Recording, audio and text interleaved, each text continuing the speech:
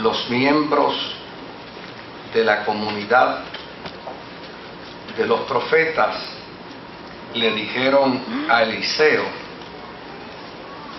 como puede ver, el lugar donde ahora vivimos con usted nos resulta pequeño. Es mejor que vayamos al Jordán y allí podremos conseguir madera y construir un albergue. Bien, vayan, respondió Eliseo. Pero uno de ellos le pidió: acompañe usted, por favor, a sus servidores.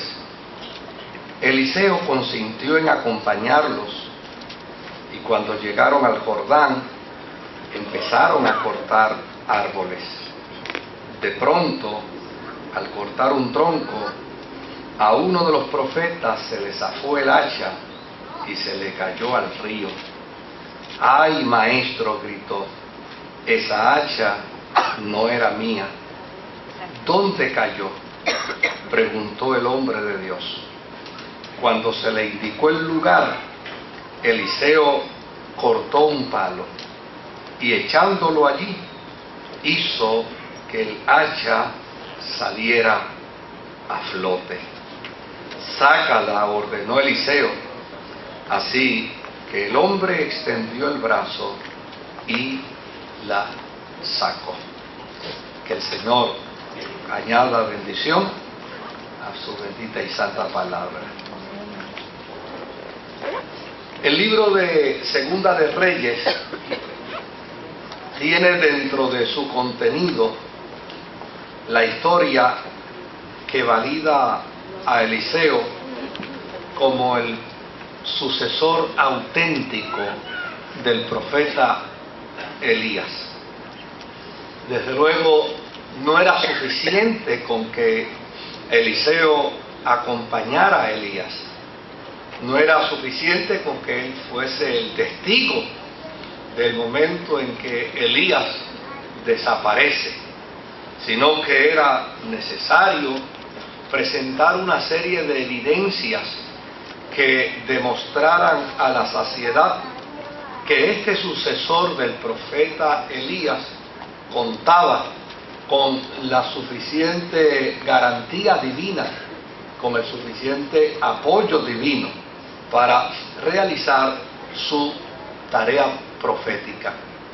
En este tiempo el profetismo era abundante y desde luego los profetas establecían escuelas que permitían en alguna medida seguir el rastro histórico religioso de Israel y se apegaban precisamente a aquellas cosas que ellos entendían era menester Israel observara como parte de los oráculos divinos.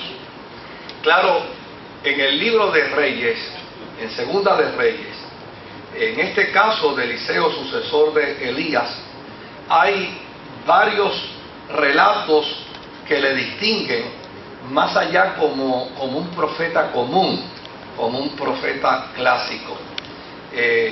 La intención de la historia es demostrar que Elías era el gran profeta de Dios, pero Eliseo era el profeta a quien Dios había separado como su sucesor y le había dado unas evidencias contundentes de autoridad y de poder que trascendían más allá del profetismo. Así que Eliseo es demostrado dentro de Segunda de Reyes como un profeta más que profeta. Era un maestro del profetismo de manera exitosa. De hecho, esta historia que leímos lo que revela es que la escuela de profetas donde él ejercía su función como maestro de profeta se había quedado pequeña. Es decir, la matrícula habría aumentado, había más profetas, había más estudiantes del profetismo. Por lo tanto, la historia de Eliseo lo presenta como un profeta de éxito, Por el otro lado, es un profeta que su ministerio es respaldado por una serie de eventos milagrosos, sobrenaturales. No olvidemos que este profeta le había pedido a su maestro una doble porción. Por lo tanto, las historias de la forma y manera como ejercía su profetismo con señales y con milagros también es extraordinaria. Por ejemplo, algunos de los milagros que se narran dentro de la historia de Eliseo es la resurrección del hijo de la tsunamita. Es decir, este profeta era un profeta de tal autoridad en su ministerio, de tal fuerza en su función profética, que podía inclusive orar para resucitar a un muerto. Por el otro lado, se habla de que en su inicio de ministerio a este profeta se le llevó a Jericó para traerse una queja, y la queja era que en Jericó la tierra y las aguas estaban malas. La tierra no producía alimentos y era como consecuencia de la condición de las aguas, que en cierta medida estaban malas. Y desde luego este profeta sanó las tierras de Jericó, sanando las aguas de Jericó, nada más que usando sal. Dice que pidió que buscaran una vasija, pidió que echaran sal dentro de la vasija y luego oró, y entonces derramó el agua con sal en las aguas de Jericó, y ya necesariamente con eso hubo un milagro de sanidad en las aguas de Jericó y en las tierras de Jericó, que de hecho el autor, cuando escribe la historia, dice: y hasta el día de hoy, el milagro sigue siendo efectivo. Como quien dice, todavía en Jericó disfrutamos del milagro de la sanidad de las aguas y de la tierra por parte del profeta Eliseo.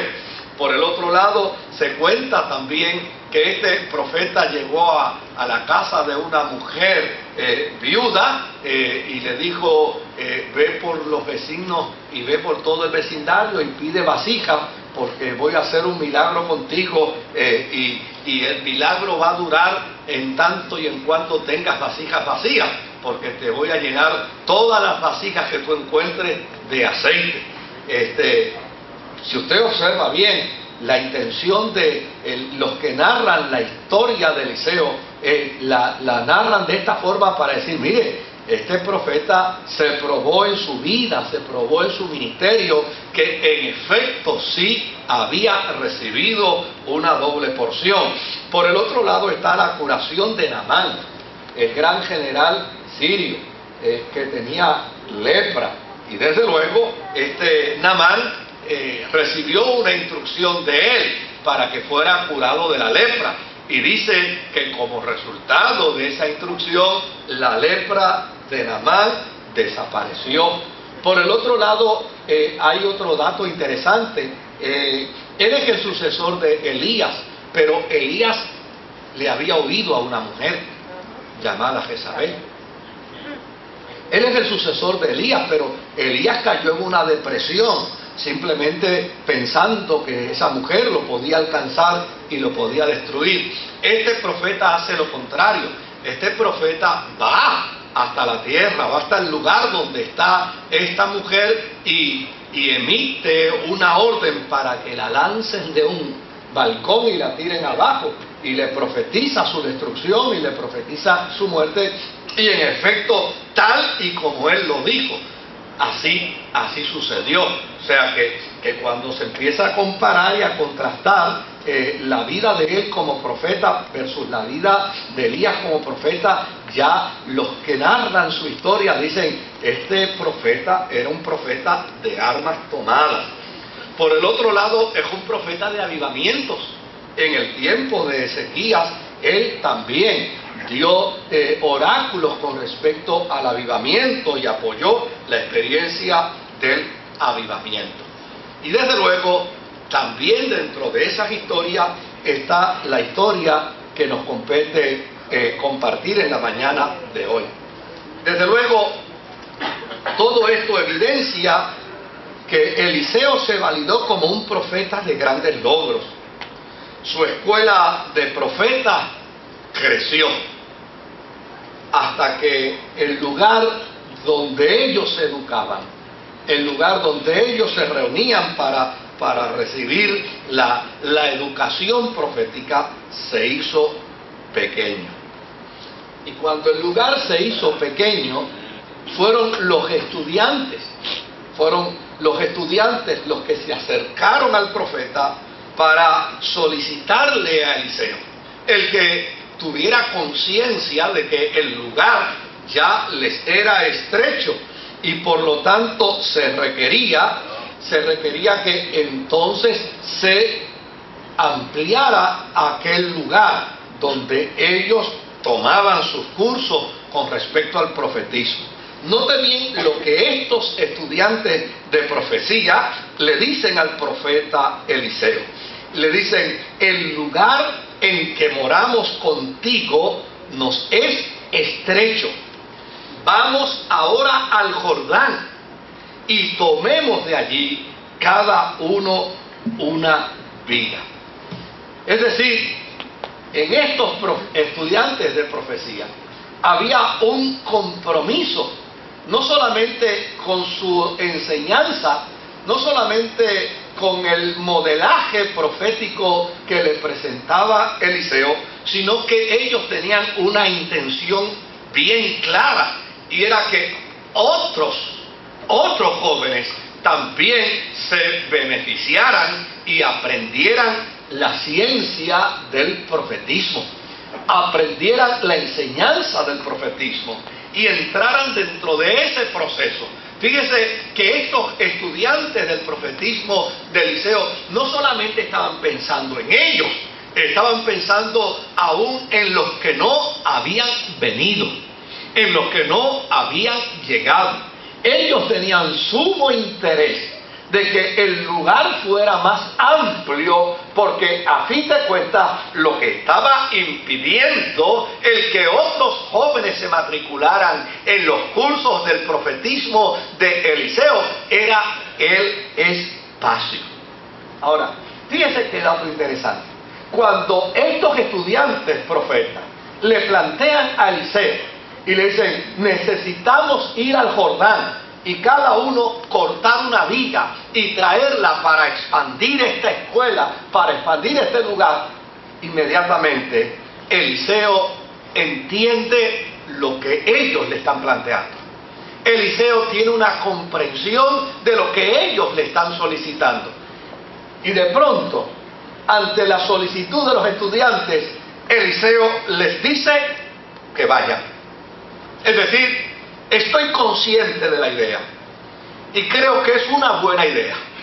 Por lo tanto, vayan ustedes y corten las vigas en el Jordán que entiendan son necesarias. Ahora, fíjense qué interesante, llama la atención el sentido de responsabilidad y de trabajo mancomunado de todos ellos. Cada uno iba a ir ¿a qué? A cortar una viga. Es decir, no era responsabilidad de unos pocos, sino que era una responsabilidad ¿de quién? De todos. Todos tenían el deber, todos tenían el compromiso de ir a cortar una viga. Y claro, llama la atención que de momento Eliseo le dice: bueno, pues si esa es la idea de ustedes, vayan, adelante. Pero los estudiantes le dicen: sí, pero ¿sabes algo? Nosotros queremos que tú también vengas con nosotros. Nosotros queremos que tú también nos acompañes. Es como si aquellos estudiantes le quisieran demostrar a Eliseo que ya ellos tienen una comprensión clara de la función profética. El trabajo profético y el trabajo de salvación y el trabajo de transformación y el trabajo de nueva vida no puede ser realizado solo por unos pocos. Tiene que ser realizado ¿por qué? Por todos.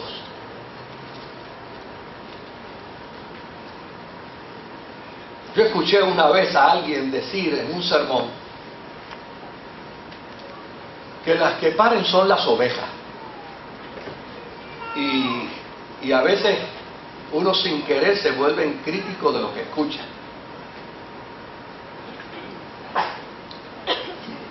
Y desde luego yo pude haber felicitado aquella expresión y la pude haber recibido con buen encomio. Mas sin embargo, a mí me parecía que era digna de una crítica, porque es la forma en que tal vez se puede desplazar la responsabilidad pastoral. Y en la obra del Señor, en lo que concierne a la dimensión espiritual de la concepción de Dios de la iglesia, en esa concepción no hay ovejas y pastores. En esa concepción hay ovejas y un solo ¿qué? Pastor. Y la responsabilidad de hablar de Jesucristo no es responsabilidad solo de la iglesia, es responsabilidad de la iglesia y sus líderes. Es responsabilidad de la iglesia y sus pastores. Es responsabilidad de todos. Nadie puede pensar que el ministerio está tan subdividido dentro de una iglesia que a unos les toca hacer una cosa exclusivamente y a otros les toca hacer otra cosa exclusivamente y a otros les toca hacer otra cosa exclusivamente. No, esa no es la tarea y la función de la iglesia. La iglesia debe entender que a todos se nos ha llamado a compartir las buenas nuevas del Evangelio. Hay algunas personas que tal vez se sientan con un sentido de especialidad o de subespecialidad ministerial. Y tal vez piensan que la función de ellos es la crítica bíblica. O tal vez piensen que la función de ellos es la tarea pastoral. O tal vez piensen que la tarea de ellos es administrativa. O tal vez piensen que la función y la tarea de ellos es, de alguna manera, desarrollar algún tipo de trabajo específico dentro de la comunidad de fe o de la iglesia. Pero la iglesia no puede perder de perspectiva la gran consigna, la gran comisión. A todos se nos ha llamado a compartir las buenas nuevas del Evangelio. Y fíjense, me llama la atención que estos estudiantes del profetismo no perdonaron a Eliseo. Le digo, no, eso de que vayan es mucha gente. Tú también tienes que venir con nosotros. Eso de que, ok, vayan, no. Nosotros queremos que también tú vengas con nosotros, haciéndole entender que el trabajo profético y el trabajo de salvación tiene que ser realizado por todos. Y desde luego, la narrativa, que es una narrativa que está enfocada precisamente para validar la vida y el ministerio del profeta. La narrativa dice que él se fue con ellos. Y una vez llegaron al Jordán, comenzaron a cortar la madera. Y allí estaba cada uno de ellos cortando su viga para llevarla a la escuela de profetas con el propósito de expandir la escuela de profetas. Desde luego, en la entrelínea da la impresión que no había oportunidad para excusas.